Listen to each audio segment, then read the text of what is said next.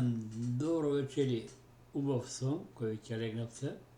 Ќе знам, но мора да признам, има потреба повторно да ви се обратам преку видео. Денеска не знае што да правам. Да се крстам или да смеам. Имаше толку трагикомични настани во државата. Нормално кој прашање господинот Мијаков, но и потрагикомични анализи што се случува, кај бил, што правил, се зачуди. Зар Македонија нема новинари? Нели си знам дека нема, кај бев една од предпоследната генерација на аналитичари, понечна СФРЈ, ма толку зелени се истреска, толку лоши работи се поврза, а толку се едноставни. Фактички, денеска се потврди оно што кажавме уште 2015 година, кој беа во прашање пресушкуваните материјали. Тогаш бев повикан во Сител, ТВ Сител, наравно по наредба или дојавање, нема материјални докази да тврдам, ама знам дека е тоа од поранешниот премиер Никола Груевски. На ТВ Сител тогаш требаше да ги коментирам така наречените бомби, кои денес, не знам колку е премиер, бидејќи им врзан подпис, господин Зоран Заев, ги презентираше. Тогаш јасно укажав дека никако Верушевски, позади бомбите стоеше токму бртучедот на Никола Груевски, а тоа е Сашо Мелков. Бидејќи нема теорија кој директор на ДБК да дозволи илјадници пресушкувани материјали да не знаеш кој што прави. Но да се разбереме, он тоа не го направи по своја добра волја. Во еден од моите тексти, не знам дали видео беше обраќање, освари мислам дека беше текст на мојата веб страница, уште пред 2-3 години и на Facebook, не знам дали имам тоа страница уште, кажа дека он поседува око 1.200.000.000 долари недвижен имот. Јас тврдам дека тоа не го поседува ни целата држава. Потоа беше примуен дел од тоа своје богатство и надвори чешка сега биден да го отстапи на ЦИја. Он по наредба на ЦИја ги направи тие и ги даде на премиерот. Воспротивно, иако со тоа не беше запознат Никола Груевски, значи денешниот премиер, реков полупремиер бидејќи има врзан подпис, но господин Зоран Заев ќе беше уопсен уште во моментот кога влезе во кабинетот на Никола Груевски, кој го оценуваш. Значи сето е таа, што би рекол некој игранка, не игранка, тоа е обично сценарио кој за мене професионален новин аналитичар многу провидно. Децко и само се смее понатаму што ќе се случува. Тој си Сашо Мелков се најде во небрано лоѓе. Го натера бртучет му да емигрира. Значи, Груевски замина, ама сами замина, да се разбереме на ЦИја. И за да не биде толку апла, не отиде за Русија, кај што имаше дел од средствата, него отиде во Унгарија. Факт дека таму добил на азил, но толку беше провидно неговата игра тука со судот, кога го одржаа по 12 нешто часа, значи јас сум бил на судски, значи повеќе од пол сат, 2-3 нека биде, не те држи никој, тоа секој ден. А зошто? Кажете ми кој друг, и од што стана функционери на поморот да помне, добил во судот потврда дека е малтретиран. Само кога доби Никола Груевски. И врзна основа на таа потврда, он доби азил во Унгарија, поточно од Орбан, неговиот пријател, а тука Никола Груевски си поврзува и со улогата на продажба на Телеком. Тоа е комисија за трговија или не знам што беше. Он беше той, што го подпишуваше тој договор. И сега поистата истиот пат сакаше да замени и Мијалко, бидејќи беше уценуван, може би ги барање дал. Не е верно, тоа е нивна работа, не знам и не може да тврдам, но препоставка е тоа моја, што не мора да е точно. И сакаше по истиот пат да замени. А како замени Никола Груевски? Интересна работа. Значи, Заев, мислам премиерот што е сега, може би знаел или му било наредено да замеши. Но, од таа режија, и тогаш беше министар за внатрешни работи Оливер Спасовски. Не може да ви замени човек на вас ако ви имате 24 часове надзор на неговата куќа. Имаше приказни дека наводно багажниката, беше смешно.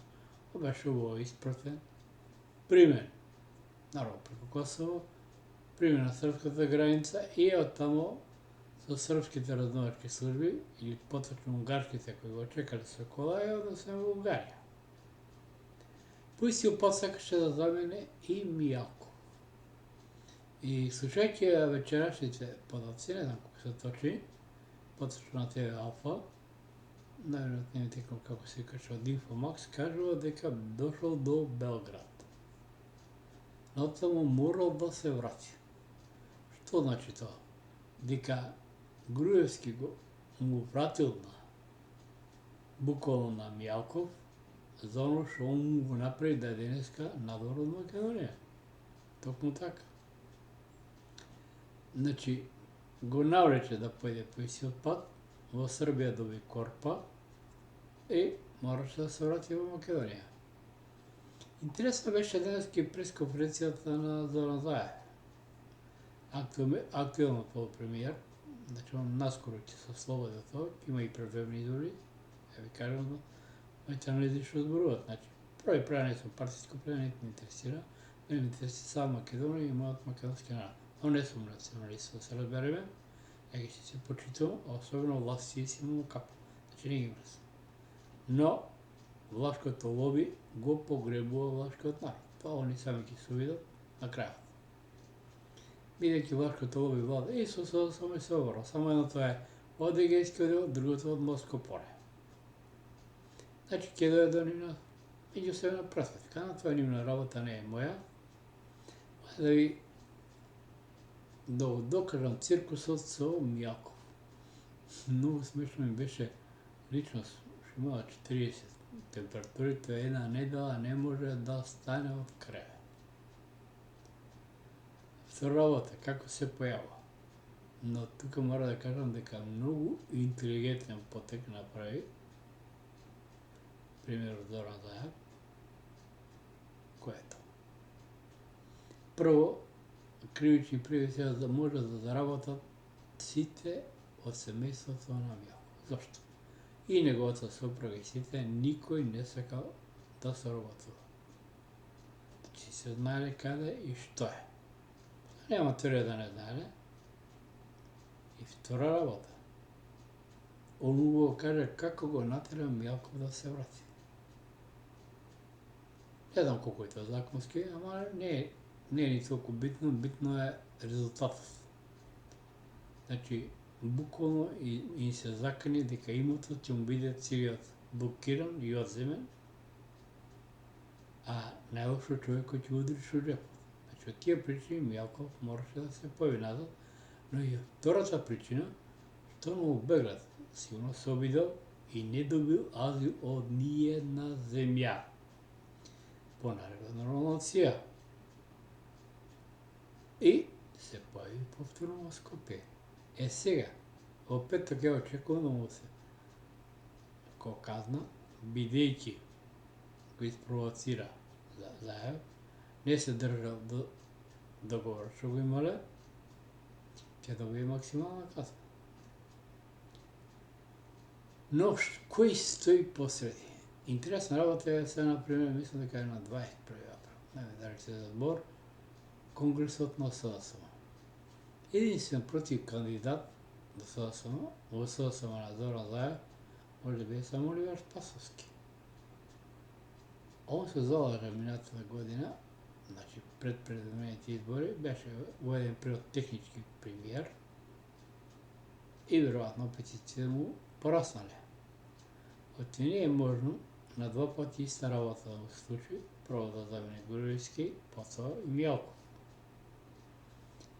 Но във втората работа не бил сигурен, не знам дали знаел дека Мялков не е Груевски. Човек си имал ами и от сия, имал къде да замине. Има пари, това е факт. Той не е богат човек в Македония. Тук мислям да не се лажеме. И тук Оливер Спасовски изгуби. Но най-лошо е, що му удри нушу гръб на своя лидер. Най-вероятно тук ќе наследи и Зоран Марич. Защо? Първо е министър за правда. Значи он всички овие работи трябва да ги координира. Значи не трябва да дозволи, да се разбереме, въобще да помисли да замине от земята Мялков. Значи трябва да издаде не за домашен притвор, се знае. Ако някой съмнителен и било ще и да се сголеми присъствието на полицията. И сега най-вероятно ќе даде до пресметка. Да се разбереме, бидејќи на конгресот на СДСМ што предстои, ќе даде до пресметка помеѓу Груевиците, помеѓу Брковиците и Заев. Но Црнковски момент нема кандидат, най-вероятно тука би настапил Оливер Спасовски, но после не знам како ќе биде. И интересна работа е другата на кој што следа. Па ќе видиме што ќе случи, нели? Дали моите анализа се точи или не, но това нема важно. Писане ме загрижува и да не са. Досега се разковарвам, бидејќи затоа сум школуван. Најинтересно е што во таа игра е вовлечен и лидерот на ВМРО ДПМН, ако може се нарече лидер. Тоа е Мицкоски, кој рече не само бараме оставка на Оливер Спасовски, него и на цела. Ако е трагикомично, не е страшно. А интересно во исто време, до оставка на Оливер Спасовски и председателија поднесе и Алијанса за Албанци. Е толку интересно. Не е интересно да ви кажам до крај што ќе случува. Треба да имам повеќе епизоди. Сеќавате Касандра колку имаше, си треба го чека крајот. Значи, што реков за нова година, верувајте. Има предвидени парламентарни избори заедно со локалните. Но исто така, пописот ќе биде одложен по изборите, значи ова година нема да се одржи. Тој ќе биде на штаканица и за собирање на подписи, но ќе видиме дали сум оправил или не, времето ќе покаже. Но интересни работи следуваат. Внимателно ги следите, нема да одете во театар, да трошите пари. И посакувам добро ноќе и до следно моје година. Поздрав!